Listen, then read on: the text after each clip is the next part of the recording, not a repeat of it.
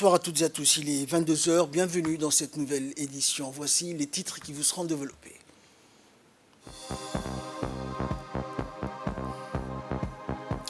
Le président de la République a pris part hier aux funérailles de feu Hachi Abdullahi Oraha. Et dans l'actualité également au Moyen-Orient, escalade à Gaza, 28 Palestiniens tués et un mort en Israël. Voilà pour les titres, bonsoir à tous. Le président de la République, Ismaël Omar Guelleh, a assisté hier soir après la prière de l'Isha aux funérailles de feu Hachi Abdullahi Orah, une personnalité très respectée et populaire parmi nos concitoyens, personnalité aux qualités et talents multiples. Feu Hachi Abdullahi a été un grand militant de l'indépendance. Son combat pour la libération de notre pays a débuté dans les années 1960 et après l'indépendance, il avait occupé des hautes fonctions de l'État. Le président de la République a participé à l'ensemble des événements funéraires, y compris la prière funéraire collective qui s'est déroulée à la grande mosquée Salman sur la route de l'aéroport. Le chef de l'État a ensuite accompagné le cortège funèbre jusqu'au cimetière de PK12 où le défunt a été inhumé. De nombreux officiels, y compris des membres du gouvernement et du Parlement ainsi que des citoyens ordinaires, ont également participé à l'enterrement de feu Hachi Abdullahi.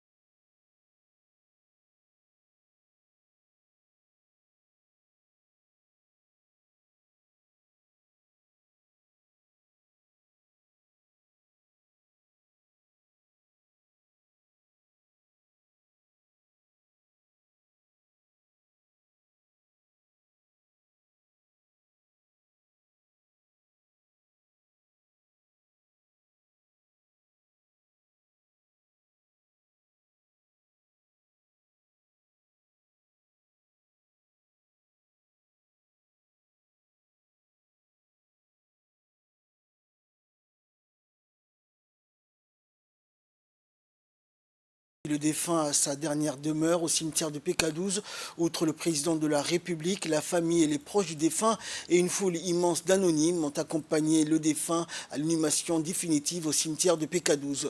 Le décès de feu Hachi Abdullahi a suscité une émotion nationale où des centaines de Djiboutiens ont accompagné le cortège funèbre, des images fortes qui reflètent le degré élevé d'estime et de considération que feu Hachi Abdullahi a suscité auprès de ses compatriotes. Son enterrement a revêti les allures d'un adieu collectif à un digne fils du pays et un dernier hommage à une figure populaire de notre pays. A noter que le chef de l'État a rendu un vibrant hommage à la mémoire de feu Hachi Abdullahi Orah hier en apprenant sa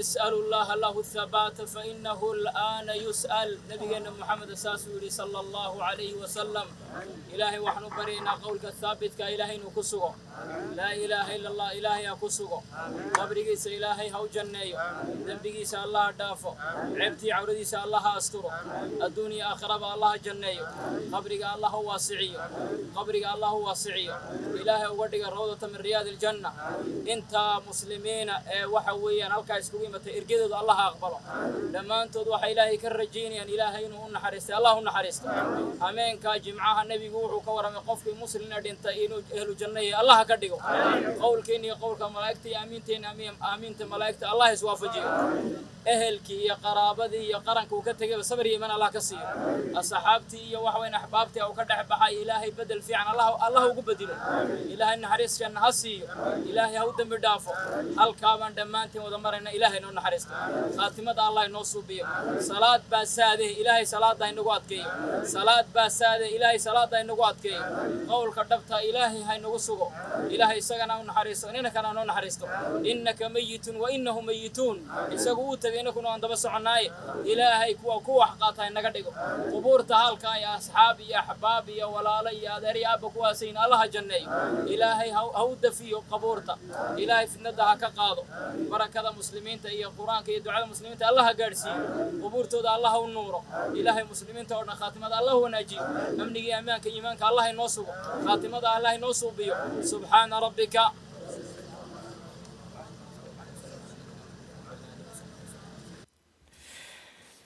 Et le président de la République, en apprenant le décès donc de feu Hachi Abdillahi, a rendu un vibrant hommage hier à la mémoire de feu le défunt, icône de la vie publique djiboutienne et personnalité très connue et appréciée par ses compatriotes. C'est dans l'effroi et la douleur que j'ai appris le décès de feu Hachi Abdillahi Orah, a écrit donc le chef de l'État qui décrit le défunt de patriotes éclairés ayant toujours placé l'intérêt de la patrie et de la concorde nationale au-dessus donc des visées personnelles et opportunistes.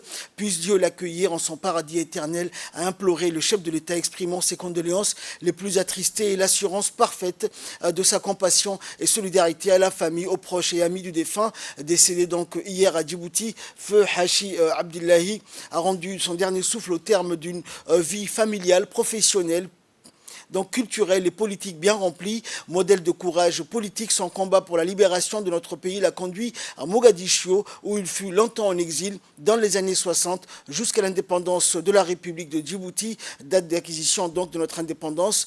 Patriote méritant, c'est tout naturellement qu'il sera nommé plus tard au poste de commissaire au port. Il laisse derrière lui une importante famille, dont une épouse, des enfants et plusieurs petits-enfants. Inna lillahi wa inna ilayhi raji'un.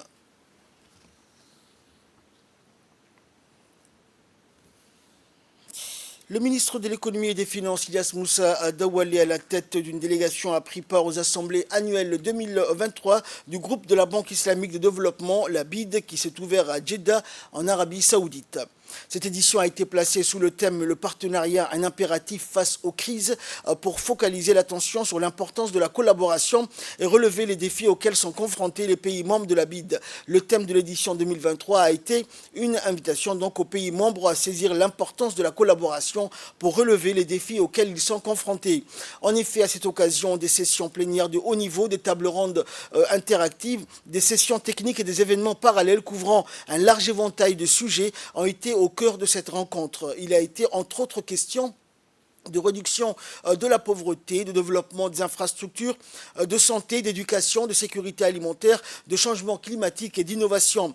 Par ailleurs, ces rencontres ont servi de cadre propice au dialogue et à la collaboration dans le but d'identifier des solutions concrètes pour favoriser un développement inclusif et durable dans les pays membres de la BID. Et rappelons enfin que les orientations des plus hautes autorités de la République en matière de politique de développement, de renforcement de la coopération de Djibouti ont été au cœur des discussions que le ministre Ilyas Moussa Dawalé a engagées avec les hauts cadres des différentes institutions en marge de ce sommet à Jeddah. Et nous poursuivons avec ce communiqué de presse qui nous est parvenu du ministère des Affaires étrangères concernant l'accord conclu entre les parties au conflit au Soudan. Je cite, la République de Djibouti se félicite de la signature de la déclaration de Djeddah par l'armée soudanaise et les forces de soutien rapide et considère qu'il s'agit d'un premier pas dans la bonne direction pour établir une nouvelle phase afin de mettre fin au combat et entamer un dialogue national global. La République de Djibouti salue les efforts du Royaume frère d'Arabie Saoudite en coordination avec les États-Unis d'Amérique en accueillant les délégations de l'armée soudanaise et des forces de soutien rapide dans la ville de Djeddah. La République de Djibouti affirme sa préoccupation constante à la stabilité, à la sécurité, à l'intégrité territoriale et à la souveraineté du Soudan et salue les efforts locaux, régionaux et internationaux pour un cessez-le-feu et la création des conditions d'un dialogue politique impliquant tous les Soudanais pour réaliser les aspirations du peuple soudanais frère à vivre en sécurité et en paix. Djibouti enfin poursuit ses efforts de coordination des positions avec les pays de l'IGAD chargés de la médiation de la crise soudanaise. Fin de citation. Le ministre de l'Éducation nationale et de la formation professionnelle, Moustapha Mohamed Mahmoud, a parrainé aujourd'hui la cérémonie de clôture des célébrations de la semaine de l'anglais. L'événement qui s'est déroulé au Palais du Peuple a vu la participation du docteur Gina Rhodes, responsable régional de la langue anglaise pour le département d'État américain, et des hauts gradés de l'armée américaine et d'autres officiels de l'ambassade US et du camp militaire Lemonnier. La cérémonie a démarré par des sketchs, une compétition entre les élèves des divers établissements scolaires de la capitale. Puis le ministre Moustapha Mahmoud a mis l'accent sur l'importance de cette semaine qui montre combien nos enfants peuvent être ingénieux, l'occasion pour lui également de rappeler la responsabilité de leur donner les moyens de leur épanouissement. Le ministre a surtout souligné l'engagement du MENFOP de faire des jeunes djiboutiens des parfaits trilingues, un objectif réaliste qui sera atteint dans les 2 à 3 ans à venir. Car, a-t-il souligné, c'est la volonté du président de la République, Ismaël Omar Guelleh, et de conclure en réitérant sa détermination de ne ménager aucun effort pour y parvenir. Il a tout de même tenu à rendre hommage et remercier chaudement les enseignants, l'inspection et le corps d'encadrement et de formation, des remerciements étendus à tous les partenaires des États-Unis d'Amérique et du Royaume-Uni. Des propos et un enthousiasme partagés par les officiels de l'ambassade américaine et du camp militaire Lemonnier qui ont réaffirmé leur soutien total au ministre de l'Éducation nationale pour faire des Djiboutiens de parfaits anglophones.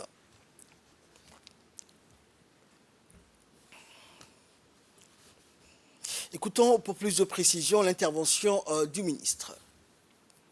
Ce courage d'introduire l'anglais de la classe des 3e années, vraiment il fallait avoir beaucoup de courage. Vous avez vu tout à l'heure les présentations, le langage exprimé par ces élèves. Ça prouve aujourd'hui des élèves de 5e année, seulement 2 années d'anglais, où je pense qu'ils s'expriment mieux que ma génération. Et donc c'est à nous de les accompagner pour leur mettre à leur disposition ce dont ils ont besoin pour s'épanouir. Comme je l'ai dit souvent, notre politique de faire de nos jeunes patriotes des parfaits trilingues, c'est réaliste. Et cet objectif sera atteint dans les 2-3 ans à venir, Inch'Allah. C'est la volonté et la vision de son Excellence, le Président de la République, M. Ismaël Omar Guelleh. Oui, nous nous revendiquons comme étant des trilingues, parce que nos élèves parlent aussi bien le français, l'anglais, mais également l'arabe. Et c'est une richesse par rapport rien qu'à la position géostratégique de Djibouti, vu que nous sommes entourés des pays anglophones, arabophones, où Djibouti joue bien sûr les ligues dans la région. Nous ne ménagerons pas nos efforts, Inch'Allah, pour y arriver. Merci donc surtout et avant tout aux enseignants qui, à l'inspection, à sa tête bien sûr l'inspecteur Abdel Karim. Merci également aux partenaires qui nous appuient, que ce soit bien sûr l'ambassade des États-Unis d'Amérique, mais également l'ambassade du Royaume-Uni, qui bien sûr dans la promotion de cette langue nous accompagne. Et donc je déclare close la semaine de la langue anglaise à Djibouti. Écoutons également les impressions des participants à cette cérémonie. fêté la semaine de l'anglais, c'était la cérémonie de clôture de la semaine d'anglais. Il y avait beaucoup des élèves qui ont participé à cette cérémonie. Ils ont fait des compétitions et des performances. Il y avait des sketchs, il y avait des chansons, il y avait des danses traditionnelles. Il y avait aussi des débats. Il y avait aussi des élèves qui racontaient des histoires, leur vécu. Et c'était un réel succès. Ça c'est vraiment bien passé. Et on est vraiment fiers, autant que prof d'anglais, d'avoir des élèves pareils et d'avoir célébré cette semaine avec ces élèves. Et il y avait aussi l'ambassadeur du Royaume-Uni. Il y avait aussi les générales au camp Lémonier. Dans l'actualité également, la rencontre des médias publics nationaux de l'IGAD s'est clôturée hier au Sheraton Hotel. Au cours du deuxième et dernier jour de ces rencontres, les participants ont continué à explorer les opportunités de collaboration et d'interaction entre les médias et le ministère de la Communication, donc ministère de tutelle. Après la cérémonie d'ouverture et les réalisations de la première journée, la deuxième journée de l'événement s'est concentrée sur l'élaboration d'une feuille de route pour la mise en œuvre du protocole d'accord signé par les médias participants. Les sessions du deuxième jour ont inclus des discussions sur le renforcement des capacités des journalistes et le rôle des médias sociaux dans la promotion du partage d'informations. Les participants ont également exploré l'importance du journalisme éthique à l'ère numérique et la nécessité d'un cadre réglementaire pour garantir un journalisme responsable. L'événement a fourni une plateforme précieuse pour le réseautage et le partage de connaissances et des meilleures pratiques.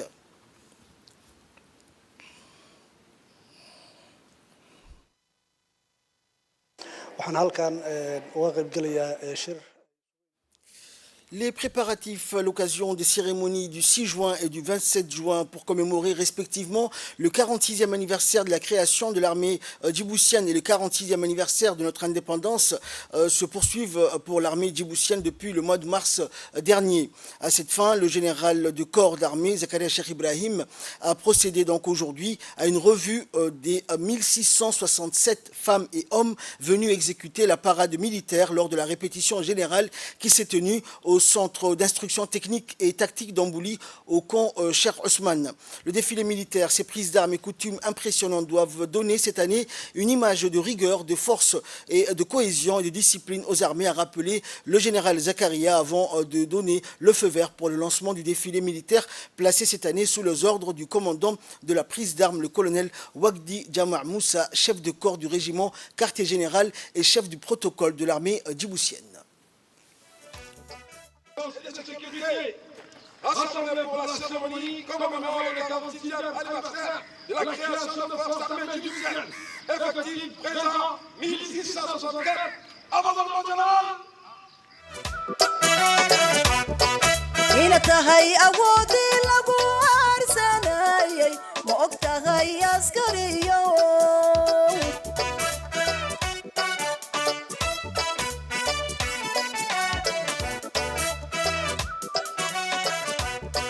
إن تهي أودي لغو أرسناي مؤكتهي عسكريو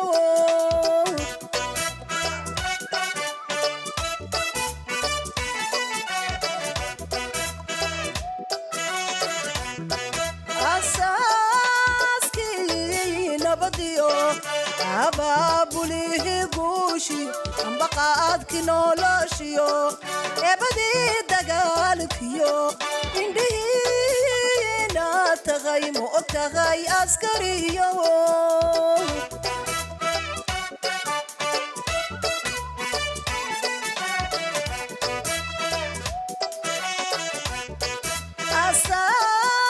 أساسكي نبضيو أبابوليه قوشي أم بقعد كنولاشيو إبدي دقالكيو إندينا تغي مؤتغي أسكريو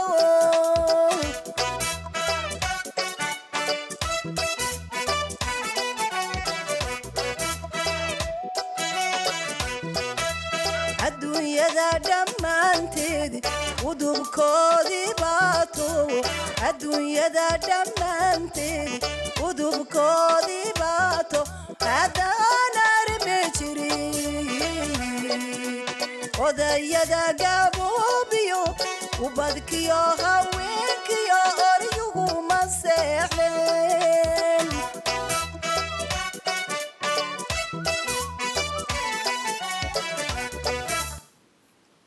Et par la suite, le défilé militaire a pu commencer sous le regard donc du haut commandement militaire des forces armées djiboutiennes, où le rituel, l'enchaînement et la gestuelle ont bien été exécutés et n'ont pas été sans effet aux yeux des officiers de l'état-major en tribune et des différents observateurs présents à cet événement.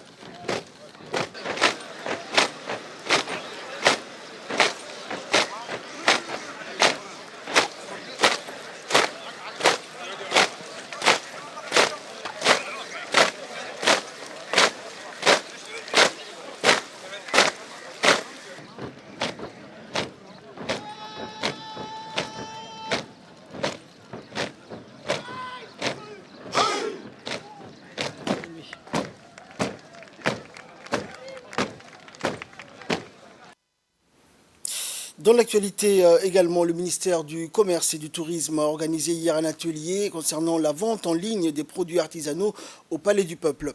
Organisé en étroite collaboration avec la Poste de Djibouti, une vingtaine d'artisans de la capitale et des régions ont bénéficié de cette formation. La cérémonie donc, de lancement de cet atelier a été présidée par Mohamed Omar, coordinateur du projet cadre intégré renforcé, en présence du directeur général de la Poste de Djibouti, Bahnan Ali, et du directeur de l'artisanat, Abdallah. Cet atelier animé par un expert de la Poste de Djibouti avait pour objectif de former les artisans sur l'action de communication autour de la vente de la Poste au profit des artisans nationaux. Il s'agit de rendre accessibles des informations complexes utilisables par des artisans et de rendre donc l'utilisation de la Poste de Djibouti la cible qui sont les artisans et l'augmentation du chiffre d'affaires des artisans et l'accès pour les artisans des marchés extérieurs. Le résultat attendu de cette formation est la mise en place du groupe d'apprentissage sur la convention préétablie.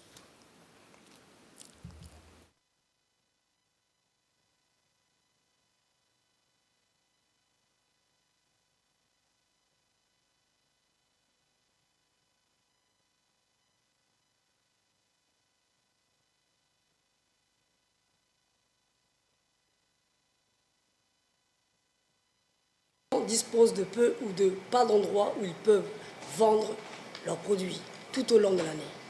Mais mon département ne manque pas de leur offrir des espaces de vente tels que des expositions dans certains lieux à Djibouti-Ville ou dans les régions de l'intérieur. Et aussi dans les bases de forces armées installées en République de Djibouti. Cette initiative vient leur apporter un dispositif très important au niveau de la vente de leurs produits artisanaux à travers le monde. C'est la raison pour laquelle mon département, en collaboration avec mon collègue, le DG, M. Bahnan, ici présent, nous avons signé une convention dont le but est de mettre en place une plateforme digitale appelée eSouk. C'est une vitrine virtuelle qui permet à nos artisans de vendre leurs produits en ligne et ainsi, par la suite, de faire découvrir au monde entier le savoir-faire Made in Djibouti. Et le directeur général de la Poste de Djibouti est également intervenu lors de cet atelier. Travailler pour que les artisans puissent vivre de leur travail, puissent exporter. Et l'exportation a ses propres difficultés. La logistique est assez compliquée. Et nous essayons de travailler avec le ministère du Commerce au niveau de la direction de l'artisanat pour pouvoir permettre aux artisans, donc à vous, d'exporter vos produits dans le monde entier. C'est aussi une façon de vivre et de bien vivre de son travail, parce qu'on sait que les touristes, s'ils ne viennent pas ici, au moins on peut les avoir à l'étranger. Aujourd'hui, la Poste est capable de livrer dans plus de 150 pays dans le monde à des tarifs très compétitifs. Donc nous pouvons vous aider à ce niveau-là. Et notre responsable qui vous présentera aujourd'hui le cours, l'expert, monsieur Miguel, est là et vous expliquera comment ça se passe. Nous avons aussi un site internet qui est dédié à ce travail-là. Et ce site permettra à vos objets d'être exportés assez facilement. Et à l'issue de cet atelier, notre équipe de reportage a également recueilli pour nous les sentiments des participantes concernant cette formation. Artisanat, je fais des produits artisanaux. Également, pour cet atelier, c'est-à-dire il y aura beaucoup d'avantages. C'est que ça va me permettre d'atteindre plus de clients et aussi élargir ma clientèle en fait. Et je pense que j'aurai plus de possibilités d'avoir de la chance d'améliorer mon commerce en fait. Déjà, vous avez commencé quand? Mon commerce, il était commencé en 2019 en fait. 2019. Oui. Vous vendez quels produits? De produits artisanaux que je fabrique moi-même. Quel genre de produits? C'est le crochet, ça s'appelle le crochet. C'est en fil, du coton en fait. C'est en coton qu'on le fait. Bon, pas pour les Djiboutiens n'ont pas encore accepté. C'est-à-dire ils disent c'est trop chaud et tout. D'autres l'ont accepté, c'est-à-dire j'essaye d'élaborer une stratégie pour le faire comprendre que le crochet n'est pas chaud, mais c'est utile pour les enfants. parce qu'on utilise le climatiseur et ça les aide à rester dans le chaud en fait pour le bébé. Je suis là pour suivre cette information et j'ai appris beaucoup de choses, le peu de choses que j'ai appris et c'est très intéressant ce que j'ai. Ça peut nous permettre d'être international parce qu'on est déjà régional et on est déjà connu à Djibouti, mais ça nous permettrait d'être international comme j'ai dit et je pense que c'est une très bonne idée et qu'on penserait à faire un site pour l'association de femmes de Tadjoura. Et là, nous passons à l'actualité internationale au Moyen-Orient, notamment escalade à Gaza. 28 Palestiniens ont été tués et un mort en Israël. 3 jours d'affrontements à coups de missiles et de roquettes entre l'armée israélienne et des groupes armés de la bande de Gaza ont fait 29 morts palestiniens et un côté israélien, suscitant de nouveaux appels internationaux en vue d'un retour au calme. Fragile espoir de désescalade pour les civils pris au piège de la violence des deux côtés de la clôture de séparation entourant la bande de Gaza. Une formule finale pour un cessez-le-feu serait en discussion en Égypte selon une source au sein du djihad islamique. Mais l'armée israélienne a annoncé qu'elle continuait de frapper des cibles de cette organisation radicale dont Israël dit avoir éliminé 5 commandants militaires en moins de 72 heures dans des raids aériens qui n'ont pas épargné les civils. La flambée de violence qui a débuté mardi dernier avant l'aube par des frappes israéliennes visant le djihad islamique est la plus intense observée entre Gaza et Israël depuis août 2022. C'est ainsi que prend fin cette édition. Merci pour votre très aimable attention.